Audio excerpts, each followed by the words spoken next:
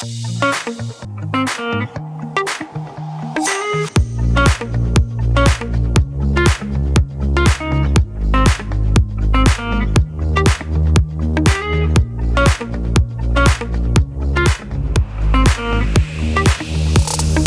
everybody, and welcome back. This is the Price to Sell podcast. I'm your host, Matthew Campoli.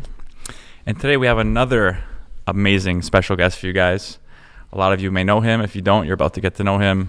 We have the wonderful and talented Mr. Brett Starke. Thank you for coming. Thanks for having me on, man. I appreciate it. Of course, man. Obviously blowing me away with his fashion attire today, but it's okay. Hey, man, we have the same watch on. We're on the same like the same plane here. You're right. You're actually right. That's fine. I'll take that. So thank you so much for coming. I appreciate it. Really appreciate the opportunity. Anytime I get the opportunity to speak to top realtors, give any sort of advice, take any advice, I'm always open to it. Yeah, it's amazing. And we went over a lot what we're going to talk about, and I feel like we're about to give a ton of value. I hope so. But before we do that, let's give someone, the audience a little brief intro into who Brett Starke is. Sure. So I've been in the business. This is my 11th year in the business. Started with Royal LePage in Ottawa. Okay. I was on a team, a guy named Chris Coveney. He actually sold me a sixplex and then cool. recruited me, and I was like the office bitch for a bit, which was interesting because at night I owned shares in different nightclubs and bars across the city, and then what I did is I called myself like the secret realtor. Yeah. So I didn't do any social media, nothing. I didn't want anybody to know that I was also in real estate.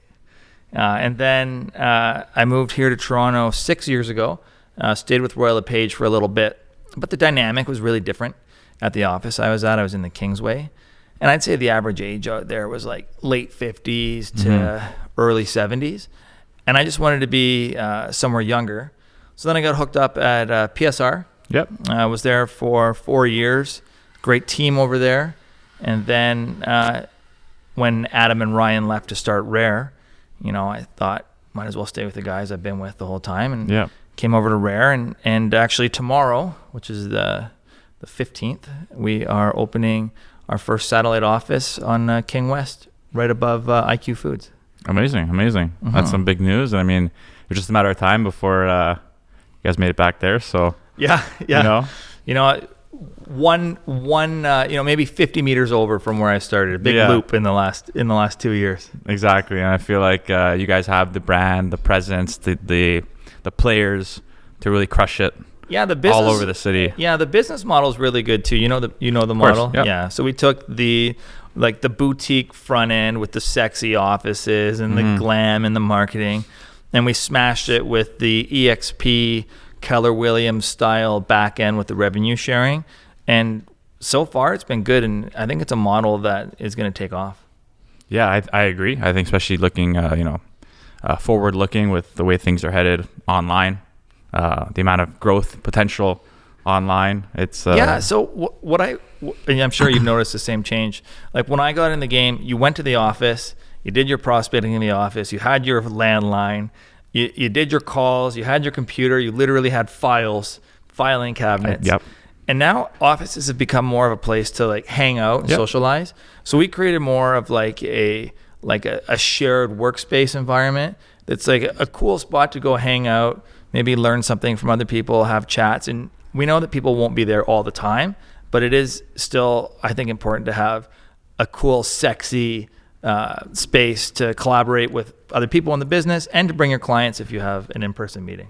Definitely. And culture is so important nowadays too, right? Just to build that, it's huge. Especially after doing Zooms for the last 2 years. I think people are really going to be hungry to be in an office environment again, especially next week when the masks are gone. I think it'll be a huge difference. We can see each other smile. Yeah. I'm pumped for that. Incredible. No one's seen my smile in a bit, but I can smile. So I do want to get into, so you share some interesting points with me. You have something that you're currently working on. It's called 100 CMAs in 100 days. Yeah. And it's something that helps you, stay accountable. That's right. And it's a pretty interesting strategy. So I'd love for you to share that. Yeah. So what we're doing on my team is something called, very simple, 100 CMAs in 100 days. Now, does that mean you do one every day? Likely not. Does it mean that you have the goal to get to 100 in 100 days? Absolutely. So simple program, and it's based on this. Anytime you do a sale, even a rental, a CMA is required. Mm-hmm. No one ever doesn't ask, what's this worth? Yeah. That's our job, is to tell what a property is worth. So if I say, I don't know, the market will tell us, that answer sucks, right? Yep. They're not asking that. They know that. They're not hiring us for our rhetoric. They're hiring us for answers because we're professionals. Yep. So what I said was, I'm going to use this for prospecting. So knowing that a CMA is always required to do a deal, we created the 100 CMAs in 100 days. So think about it this way. If you do 100 of them and you have a 1% success rate, and we'll call an average deal $1 million. Yeah. Is that fair? Very fair. Very fair. After your brokerage split, maybe you get $20K. Mm-hmm. So at a 1% success rate, you're adding $20K to your income in 100 days and $60K in the year. Yeah. I think everybody wants an extra $60K. And how long does it take to do a CMA? 10, 20 minutes? Yeah, not even. It's a no-brainer. Yeah. So that brings the question, who do you do it for? Mm-hmm. And you do it for your past clients. Every past client gets at least 2 CMAs a year. Yeah. Right? Every 6 months. This is what your property's worth. Yeah. Hey, did you know that you've unlocked this much equity? Yes, cool. This is, and I'm not just saying, hey, send the comps, put people on a search and send the comps. I'm talking about the human interaction behind it, right? That's what, definitely. Not just putting them into a follow-up system, right? And then your renter clients, this is something we do too. Hey, if you bought this property, this is how much it would have gone up in value. And they're like, oh my God, I could have made $170K in the last 2 years. Yeah. I say, sure. And then what do? They send it to their family, they send it to their friends, and it's just a great way to prospect. Definitely. Mm-hmm. Yeah. So we've been doing that with a lot of success.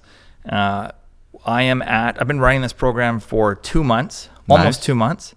As of today, I'm at 39 CMAs completed. Very good. And about 10 minutes before this podcast, I just got my 3rd sale from it. Wow. Bringing us just short of $70K in GCI from this 100 CMA in a 100-day program. In just over a month.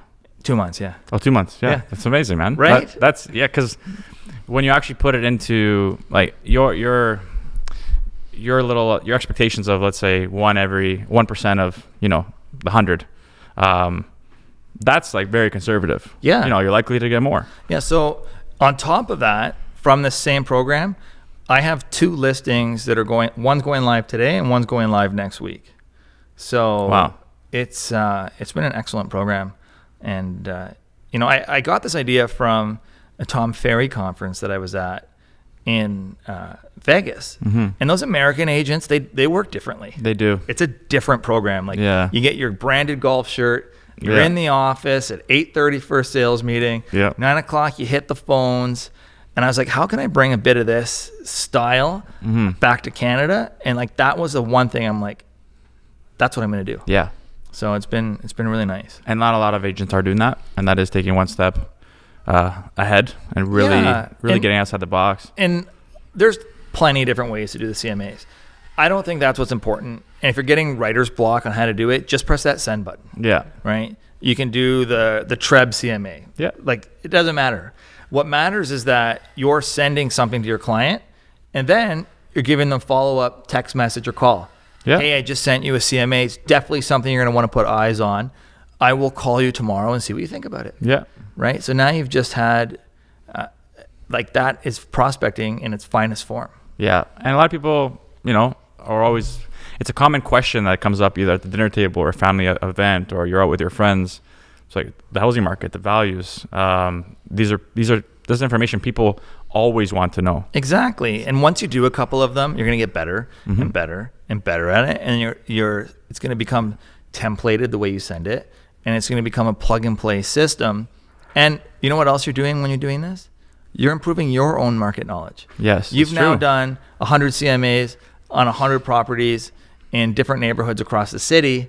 And now if someone asks you a question, it's fresh in your brain. It's amazing because it's so common. You're out on the streets, you run into a friend, and it's like, hey man, I live here. What do you think this is worth? And you're like, I'll get back to you, you know? Yeah. But to be on that, like, you know, be on the ball like that, that speaks volumes for you as a realtor. Exactly. So, love it, man. Mm-hmm. I'm gonna adopt this. Very very good stuff, idea. Very good idea. And then if you're on someone's team or you're a team leader, it's a really easy program for you to run, and people like it. So they're out there searching to do that one CMA a day. Yeah. And like that's their goal. And that's a great goal. It is. And it's something to do, especially if you're not that busy. Exactly. It's a great way of prospecting. Exactly. It's effective. I like it. Are you using a particular system or? So I use something called High Note. Okay. Which is essentially a better looking link tree.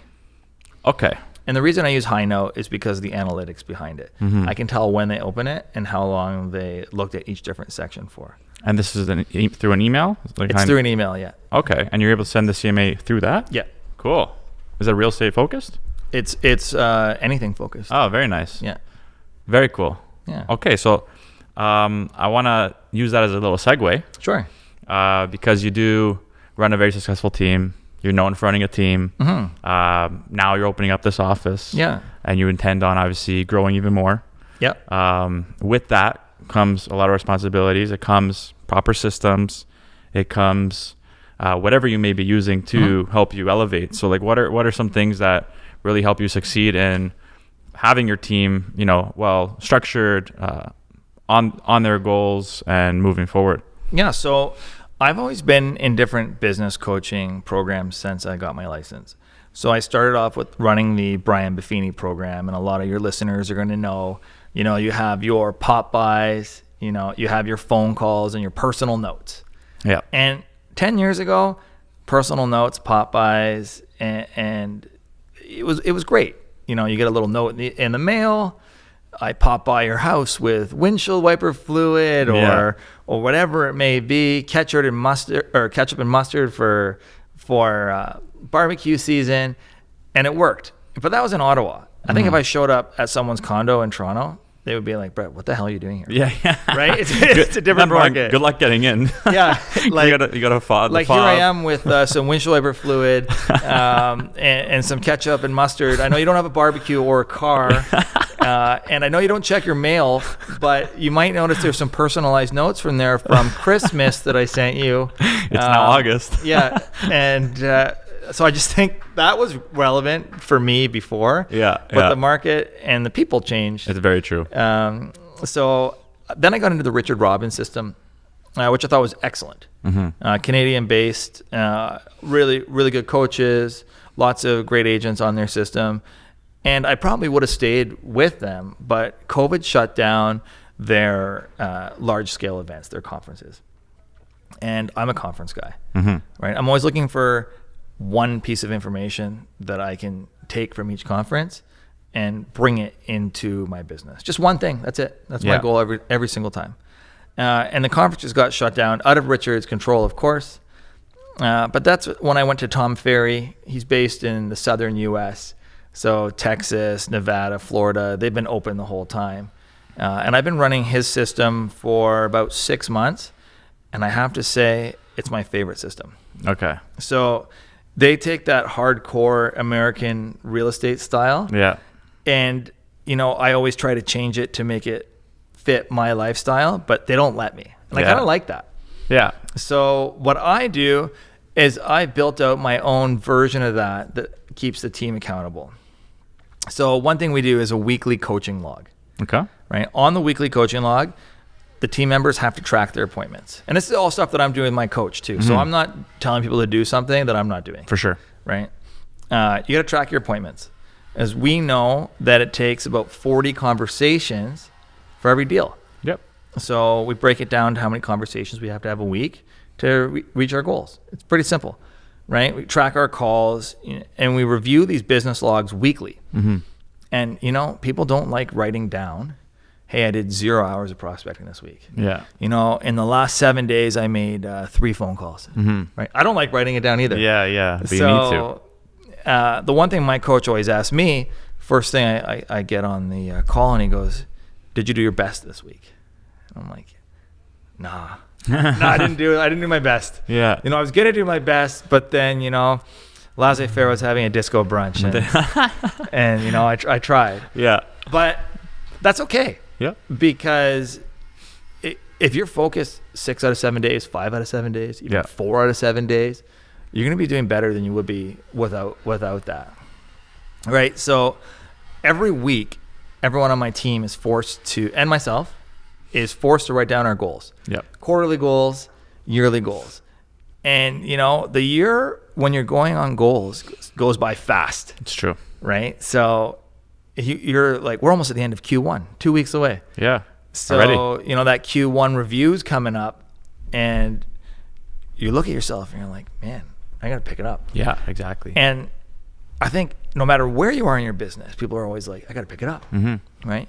Because when you know your numbers, when you're tracking things, there's something inside of you that changes. Yeah. When you concentrate on something, you see it more. Mm-hmm. Right? So I hate having a call with my coach and not being able to say I did a deal that week. Yeah. I like seeing that number go up every week. And if Definitely. not, I get anxiety. For sure. So it pushes me Yeah. to get more sales, to have more conversations, to get more appointments. Yeah. Which then I'm pushing my team to do the same thing. Mm-hmm. And they're seeing me do it. So because they're seeing me, they're willing to do it as well. You're leading by example. Exactly. It's very similar to having a personal trainer and a dietitian. Yep. But in a real estate focused way. Yeah. So, and I've been, I've had fantastic years. I've had okay years. I've had good years. And what I always find is like when I get to the top or where I think I'm at the top, I'm like, I don't need coaching anymore. And then I get off and it just slowly goes down. Similar to going to the gym, similar to anything else, right? If you're tracking it, you're going to do better. And it forces you to track it. Yeah. And the other thing that with the team is, like I said, I attend all these conferences. So with your team, you got to do a couple things. You got to give them value. You got to teach them things. And you have to keep them accountable. And to do that, you have to go places where you're getting value. You have to go places where they're keeping you accountable. Yeah. And you have to be in a program that is teaching you how to keep you as a customer. And then, it all just kind of goes full circle. Yeah. Yeah. So that's kind of the system I run with the team. That's amazing. And it's super important that you are leading by example. Yeah. And you have, I think I used to do Mike Ferry coaching when I first started. Same idea. So it's Tom's dad. Exactly. Yeah. But I feel like Tom is a little more new wave. Tom's new wave and Mike's more like that Buffini style. Yeah, like man. Old school, put on a suit and tie. Yeah. Be the first one in the office kind of thing. Yep. I had a sign on my door saying, please don't talk to me. Yeah. Cold calling and doing the hour session. Cold calling. Yeah. So I was doing it all. It was a great way to learn and a lot of takeaways and like you find what you're good at and stuff. But I think anyone or any high achievers and anything, sports, whatever, you need that coaching figure. You know what's interesting? So I had this call 2 weeks ago with my coach. I'm like, man, how do you stay with your goals? And he's like, oh, my coach keeps me accountable. Yeah. And I was like, you have a coach? Yeah. He's like, of course. And I'm like, that's when it made sense to me. And then I'm at these conferences and Tom Ferry has a coach. Yeah. And there always has to be, like, we get into real estate to be our own boss. Yeah. But there always has to be someone keeping you accountable. For sure. It's so important. Right. And all the best players have coaches. Mm-hmm. So why wouldn't we? Yeah. Right. That's what people are wanting to be on a team. So you got to give them that value. And again, you got to do it yourself or people are going to leave you or you're not going to have as good a time as you could have. Yeah. You need to, they need to be just as motivated as you are. Exactly. Like, and it goes two ways. So maybe you're having a day or a week where you're not as motivated. Yep. And your team outsells you that week.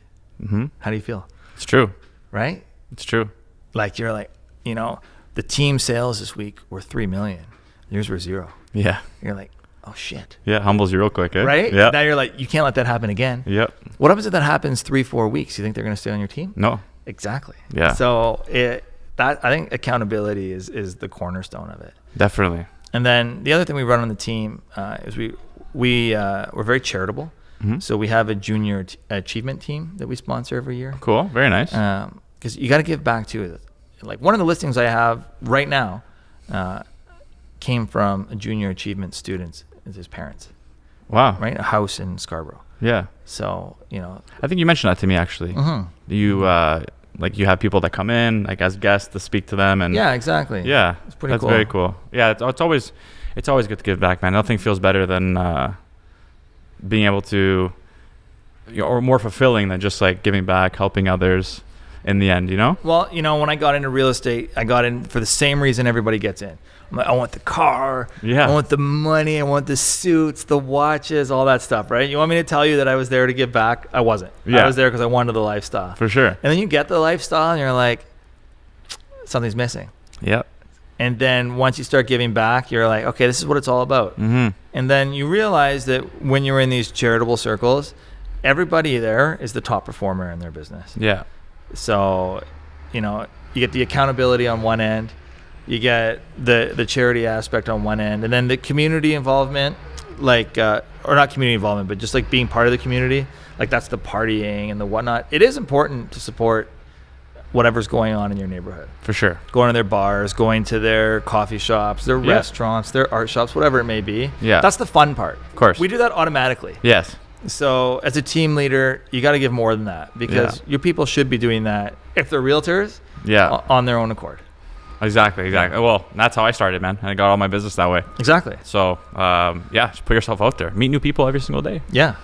Amazing. I love what you're doing with the team, and I feel like having an individual like you now heading this office, whoever's listening, like that's it's a new challenge. So, and Adam Stern will tell you you had him on the show, right? Adam, the best. So, when I first met Adam, it was 4 or 5 years ago, and I was new in the Toronto market. Mm-hmm.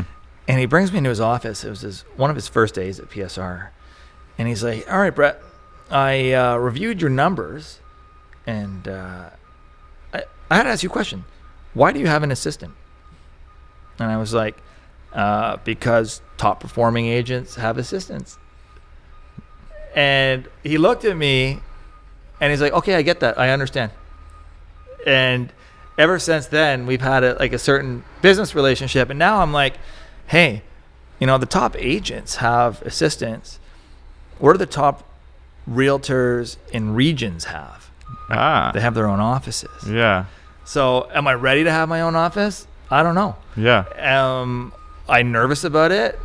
Yes. Is it keeping me up? Yes. Yeah. Am I going to be over my head? Probably for a bit. And then am I going to look back in 2 years and say, oh, that was actually easy peasy. I'm ready to open another one. Yeah. Hopefully. Yeah. So it's a new challenge, exciting stuff. Like furniture, by the way, like I feel for all my buyers and sellers now. It's impossible to get furniture. Oh, definitely. Some of my stuff is like 3, 4, 5, 6 months delayed. It's out of control. Yeah. So, especially the nice stuff. Oh, it's hard, man. It's hard. Like that. I feel the frustration that people were talking about now firsthand. Yeah. It's a little much out there for the furniture people. So we feel your pain. Yeah. But it's like anything, man. Like there's never a day where you're like, okay, I'm ready. It's like you just gotta toss yourself in there. I just did it. Yeah, right? that's the best way to do it. When Adam was giving me the rare value proposition, I said I will only go if it's not a lateral move. Yes. If I'm doing a lateral move, there's no point. For sure. So I'm like, I will go if I can head up the first satellite office. Yeah. He said yes. We waited the first year to do it, and we're ready to launch. And I think it's going to be a big success. I think so too. The space is amazing. Our first 40 agents that we have are fantastic. Everyone in the market seems to understand what we're doing and why we're doing it. Mm-hmm. There does seem to be a need for it. So maybe in a year from now, we'll be on the show again. 100%. Talking about how to open satellite offices. Yeah. It's amazing, man. And you, so stay tuned tomorrow. Today is March 14th. Yeah. So you're going to listen to this later on, but just make sure you guys check out the new King Street location. Yeah. So excited for you guys. I love what Adam is doing. Love the whole rare, business model, everything. You guys are going to crush it. So thanks, man. No problem. And so as we get to the end now, I always like to ask this question to all my guests because I feel like we all have our own opinions or ways of handling things, or our outlook on the way the market's moving. So, what do you think your takes on where the market is headed within, let's say, the next year would be? So I'm going to treat you the exact same way that I would treat a family member asking me this, or someone at a bar or restaurant, or another agent, or a client. How's that sound? I love it. Let's do it. So hold on, let me just pull this up here. I have this note saved on my phone. It's called How to Talk About the Market. Okay. Simple. Look at it. How to Talk About the Market. Amazing. All right? Yep. So I'm going to ask you a couple questions about your personal beliefs. Okay. Do you think that immigration is going to continue in Canada? 1,000%. Okay. Did you know that we upped our immigration in COVID from 300,000 to 400,000? No. Okay. Do you know that outside of Russia, that the biggest Ukrainian population is in Canada? Interesting. I did not. Right. That's a huge fact right now. There you have it. Do you think people will continue to move to the GTA within the country when they immigrate to Canada? Definitely. It's a hot spot. Okay. Do you think on the world stage, Canada will remain economically strong? Definitely. Okay. Do you think that Toronto will continue to be the economic capital of Canada? Likely possible, yes. Okay. Do you think the government's going to cut red tape for builders, lower taxes, and make it easier for developers to build? No. Okay. Do you think that builders are going to be able to keep up with the supply and get the products that they need on time? At the rate now, no. Okay. Yep. Now, not a lot of people know this, but the biggest thing in Canada's GDP is our housing market. Okay. Do you think the Bank of Canada is going to raise rates so high to destroy our biggest piece of the GDP pie? That'd be stupid. Okay. And just based on that, it sounds like you think the market's going to go up. Yeah. Yeah. And then, I always tell people... I love it. It's great, right? Yeah, it's amazing. And I always end it by telling people a story about my mom. Okay. So I'm born in 1985. And I'm a realtor. And sometimes I go to my mom, I'm like, Mom, I can't believe these prices. Yeah. Like, how are, I'm glad I got in, but how are people going to get in the future? It's a common question. I'm like, $1,500, $1,800 a foot. Like, how are people going to get in? And she goes, Brett, in 1985, when you were born, I had a great job, and I didn't know then how people were getting in the market. So in the last almost 37 years, this hasn't changed. It's always been the question. It's always felt like that. Yeah. So I think people always find a way. It's true. And that's the best way to look at it. People got to zoom out. Yeah. You just got to zoom out, look at real estate long term. Yeah, and it's another thing too is the prices are high for us. Yes. Sure. When we're looking at ourselves compared to Winnipeg or Halifax or Regina. But I always say, would you live in Winnipeg or Halifax or Regina? And they're like, no way. Yeah. So what cities would you live in? Well, I'd live in LA, I'd live in San Francisco, I might live in New York. Yeah. Say, okay, well, compared to those places, we're on a 30% off sale. Yeah. Plus, we're at a Canadian dollar. Yeah. So it's just you gotta look at that in a perspective. Yeah, that's probably one of my favorite answers. Thanks. This whole podcast. Appreciate that. That is guys, that's it. It's that simple. Those questions are facts, and I mean, there's no real better way to put it, because you're not predicting anything. You're just speaking with asking. Facts. Yeah, you're asking proper questions. Yeah. Logical questions. Sure. That makes sense. And you know what's funny? I always bring it out on my phone. Yeah. And show them the same way I showed you. Yeah. Because I'm like, look, I get asked this question a lot. My memory's not great. I want to just make sure that you see this. Yeah. And then sometimes people ask me to send them those questions too. So, that's another conversation. That's more prospecting. Yes. Right? Definitely. So I always say the most effective way to tell your story is to get someone else to tell it for you. I love it. That's it. I love it. Hope people are telling our stories one day. Yeah, seriously. Hope you guys tell this story. But, man, you've been excellent. I mean, this has been a value-packed episode. Definitely going to have you, Ryan, Adam, whoever, come back on for sure. Yeah. Especially as Rare grows. Yeah. One of the big talks of the town right now. So, as we end, anyone who, let's say, wants to reach out or has any questions, maybe wants to work with you, what can Just reach out to me on Instagram. Okay, what's email, whatever you want. Just Brett Starke on Instagram. We're gonna post everything in the comments and captions as well. And any last words, maybe for like, let's say, a realtor just starting out. One tip of advice. Just starting out. Yeah. All right. So my personal motto is adapt and overcome. Okay. And if you look, like, even on the back of my shirt. Oh, I love that. I have it on all my suits. That's adapt wicked, and overcome. Yeah. So that things are always going to change. Yeah. There's always going to be a new challenge. Stay in the business. Everyone who makes it stays in the business. Yeah. Right? I think that's the biggest secret. Yeah. Just continuously adapting.